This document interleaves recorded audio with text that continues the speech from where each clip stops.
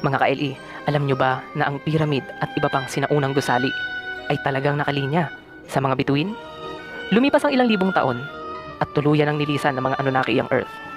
Ang kanilang impluensya ay kumalat na sa bawat sulok ng mundo. Sa China, sa India, sa Africa, sa South America, at sa Australia. Sa kanilang paglisan, inirigalo nila ang Sumerian civilization sa sangkatauhan. Ang mga Anunnaki ang nagturo sa kanila kung paano magpatakbo ng isang sibilisasyon at sila din ang nagtalaga ng kanilang magiging hari. Ito ang interesting mga ka-LE. Ang mga hari ay tumatayong representative ng mga Anunnaki dito sa mundo. At namumuno sila gamit ang sinaunang batas at prinsipyo ng mga Anunnaki. Ang mga tinalagang hari ay manipulado ang mga DNA upang sila ay maging matalino at maging mahusay sa pamumuno. Si Haring Solomon ay halimbawa ng katalinuhan at kahusayang ito.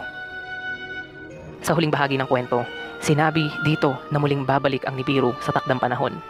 Papasok ito muli sa ating solar system.